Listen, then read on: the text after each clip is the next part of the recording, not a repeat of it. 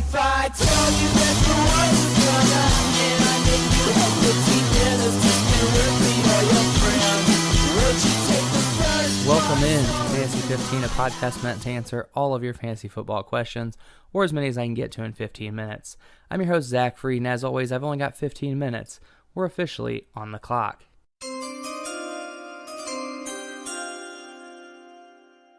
I know it's early, I know it's pre-draft, and things are going to change based on landing spot, but today I'm diving into rookie quarterbacks. Obviously, this means a lot more to you if you're in a superflex league or a two-quarterback league, but no matter what, who's running your player's offense, who's the guy distributing the ball is important. We're going to start with the 101, Joe Burrow. He's going to be a Bengal. I don't see how he's not the first pick. The Bengals have done some posturing. They've said we're going to draft Chase Young. They've said maybe we'll trade back. And it's just a lot of talk. At the end of the day, they're going to draft Joe Burrow. Burrow transferred from Ohio State because he was stuck on the depth chart behind Dwayne Haskins, which isn't really a great feeling because you see how Haskins is faring in the NFL with the Redskins. He broke the single-season SEC touchdown record last season with LSU, though. And on his final season, he beat 4 of the top 13 defenses in the country. The big question, though, is was it the scheme or was it the player? And there's really a limited sample size. He played 2 extra games because of the postseason in 2019, but his stats from 2018 to 2019 are huge jumps. He went from 57.8% completion percentage all the way up to 76.3%. He went from 2,894 passing yards all the way up to 5,671.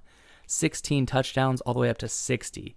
5 interceptions to 6, so his efficiency got a little bit better. He got better at protecting the ball and not turning it over, and his rushing yards actually dropped 1 yard from 399 to 398. He went up over 10 yards per passing attempt. He finished the regular season with 44 passing touchdowns, which put him second to Washington State's Anthony Gordon, who had 45, but Burrow did it in 244 less attempts. He started to run the spread in 2018, but Joe Brady came to LSU in 2019, and he made the offense actually work. Burrow did improve prior to Brady, completing over 60% of his passes in the final 4 games of 2018, but when Brady showed up and started hitting short and intermediate routes and relying more on yards after catch, that's when Burrow's numbers really took off. Watching the film, he dresses out, looks really good, looks big behind an SEC line. He's really smooth, really comfortable, never seems shook in the pocket, and when he throws the ball, it looks effortless. He didn't have the same protection that Tua had at Alabama. He had a lot more pressure on him, and he took some hits. He does make some bad running decisions, oftentimes taking hits because he's trying to make something out of nothing, but he is a better runner than you'd expect. His deep throws are fluid. He doesn't have to load up. He kind of flicks it downfield, and it's good because he doesn't force the ball, but he does take shots consistently downfield, and he'll throw some picks, but it's not necessarily on the deep passes. It's more because he's throwing into traffic. He did improve on that from 2018 to 2019. He threw 1 more pick in 2019, but had substantially more attempts. There's 3 main weapons that he focused on in LSU, so he does spread the ball around a little bit. And the thing that really pops in LSU's film is Jamar Chase, a guy who's not coming out this season. Next season is a guy to definitely watch for. He seems like a guaranteed top 3 pick if you're in a superflex or 2-quarterback league, but the small sample size makes him a little bit riskier than everyone is giving him credit for. I would take him at the 101 or the 102, depending on my quarterback need, but I wouldn't feel totally confident in doing it. The next quarterback coming off the list is going to be Tua. He's probably going to get drafted by the Redskins, the Dolphins, or the Chargers. I think the Redskins is a long shot, but they're throwing their name out there. Replacing Haskins after 1 year would be pretty shocking. I think it's a lot more likely that he ends up with the Dolphins or the Chargers. The big story with Tua is his injury history. Currently, he's recovering from surgery to repair a dislocated hip, and he seems to be ahead of the timeline for that one, which is good. What I think is getting overlooked, though, with Tua is his 2 ankle surgeries. He had a tightrope surgery, which basically what that means is they drill a hole through the tibia and fibula, pass a cable through it, and then pull the 2 bones together. This speeds up the timetable to recover from ankle sprains because the tension stabilizes the joint. He had this twice, once to put it in, and then another season to tighten it up later. And the immediate effects of it are good. It improves his recovery. There's a quicker recovery. The timetable's about 3 months. Tua came back to play in the college football playoffs in less than 1. The long-term effects seem to be pretty minimal as well. There aren't many long-term studies that have been done, but one study I found looked at MRIs of 19 patients. 2 of those suffered malreduction, which basically means that their bones shifted in the healing process. When they tried the tightrope on cadaver joints, there was some movement from the bones, but it was unsure if the motion was actually possible with the joint of a living human. So Tua's already made it past that point where we'd be able to see that. He clearly didn't have that, so he's fine with this surgery. And in February, an NFL physician explained that Tua should be okay because all 3 of these injuries were contact injuries, meaning if he gets the protection that he should from his offensive line, he should be fine. It's not like these were non-contact injuries, which are the things you need to be worried about. So as far as Tua and his injury history goes, it seems like he's actually ended up recovering ahead of schedule almost every time, and so he bounces back fairly quickly. In college, he had a 69% and 71.4% completion percentage in the 2 seasons that he was the standalone starter. Consistency is key with Tua. He only had 6 interceptions one year, 3 interceptions this past season, 11.2 and 11.3 yards per attempt. The guy is, like, you can set your watch by him. He's so consistent. He made a living on short passes and yards after catch, and he possibly has 2 first-round wide receivers going this year. So you maybe question Tua because of the talent he was surrounded by, but it's not really fair because he was working with the guys that he had. He dropped from 190 rushing yards all the way down to 17 rushing yards last season. So Tua isn't necessarily a runner.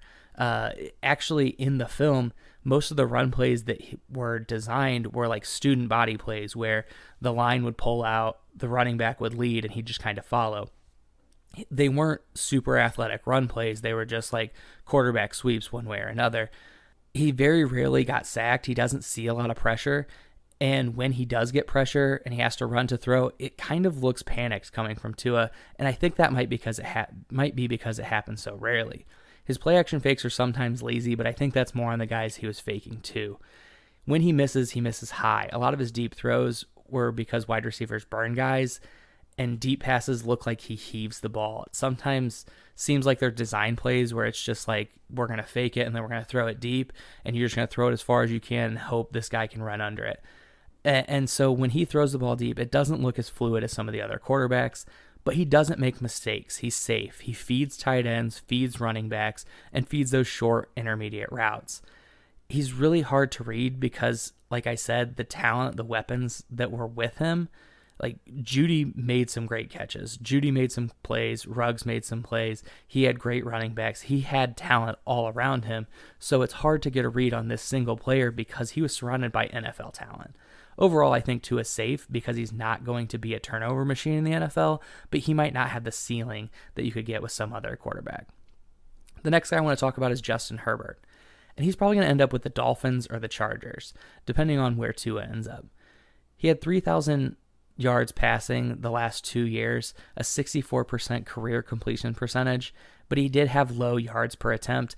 He's pretty vanilla with just a cannon arm, and he zips it. Everything he throws looks like there's hardly any air under it. It's pretty quick out of his hand. He did have lots of time, but in an Auburn game in 2019, he kind of got worked, and that's one of the films I watched.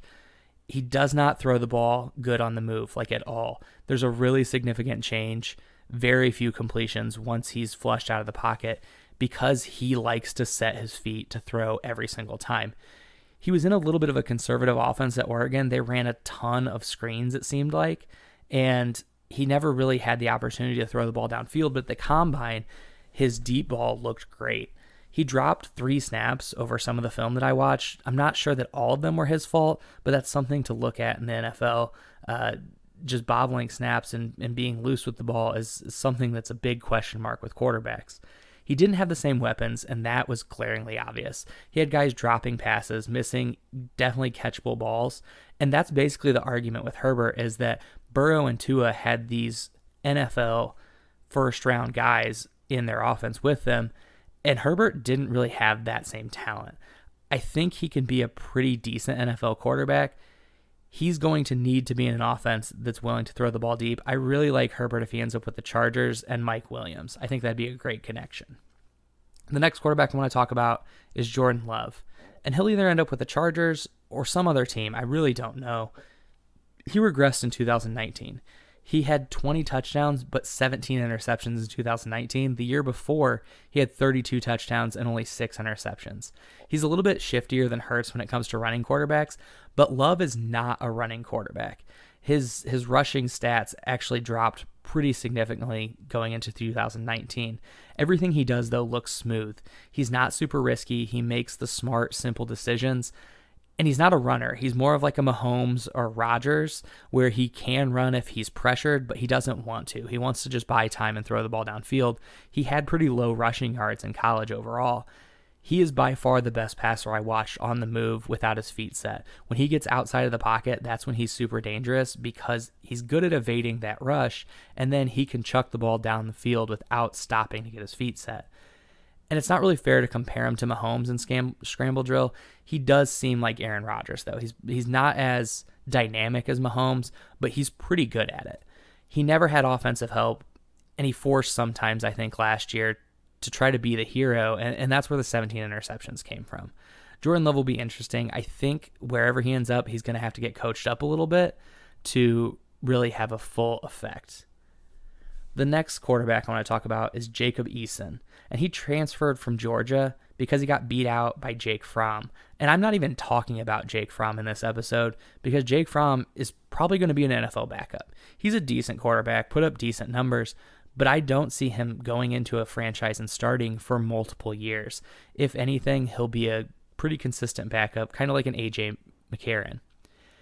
Jacob Eason was a game manager with a deep ball. Statistically, he's not bad, but he's not awe-inspiring. 7.7 yards per attempt, 23 touchdowns, 8 interceptions. He actually had negative rushing yards every season in college.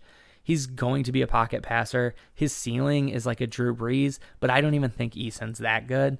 I think for some reason people are in love with his arm because he does throw one of the better deep balls in this group of quarterbacks. He was under center more than most of the quarterbacks that I watched, and he completed the most vertical or deep passes of anybody I watched. And he hit guys in stride and completed tough in-traffic passes as well, throwing the ball deep. So he's a good deep passer, but he didn't fly off the tape. He didn't seem like somebody who was just going to come into the NFL and dominate. There were games where he seemed to kind of be out of sorts and not connecting with his guys. And it wasn't necessarily because he didn't have the talent. Washington actually looked pretty good on film. They had some guys that were making plays for him. Eason just doesn't seem like he has a huge ceiling because he's only going to be a passer. The last guy I want to talk about is Jalen Hurts. And honestly, I think he might have the highest ceiling of anybody I'm going to talk about. Here's why. His passing volume shot up at Oklahoma. He threw 42 more passes his freshman year at Bama, but only completed 3 more than he did at Oklahoma. He threw for almost 800 more yards in 2019, and he rushed for almost 1,300 yards last season. And he was a good runner at Bama too. He ran for 954 and 844 in the 2 seasons he was a starter. He's super elusive in the pocket. Sometimes he does try to do too much, and when he gets out of the pocket, defenses start to panic. That's why Jalen Hurts is pretty decent out of the pocket, because everyone's so worried about his running ability. He had some plays at Oklahoma where it was like you're playing Madden, running a Hail Mary pass, and then just running with the quarterback. They'd call like passing routes, everybody would run away, and then he'd run for about 10 yards. He does get loose with the ball. He carries it with one hand, holds it with one hand in the pocket. That's going to make for some fumbles probably next season if he is a starter. That's something that he can learn, though, if he goes to a good roster and sits for a season or two.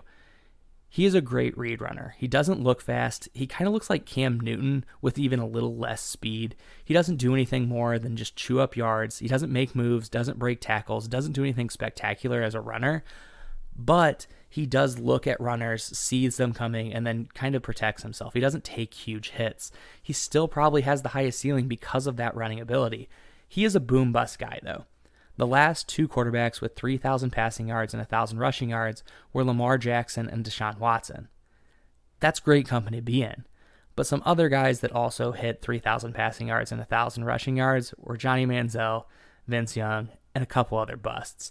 So he's a risky move, but I think you can get Hurts late in drafts, and the ceiling is insane. As Michael Jordan would say, the ceiling is the roof, man.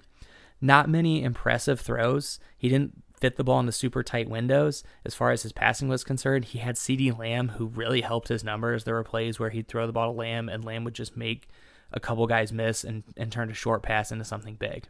That's all the time we have today. Thanks for joining me. Please subscribe, comment, rate, review, share, scream from the rooftops to spread the word, and be sure to follow on Twitter at Fantasy15, that's Fantasy, ONEFIVE, on Facebook at facebook.com/Fantasy15, and email any questions to fantasy15@gmail.com. Thanks for listening. See you next week.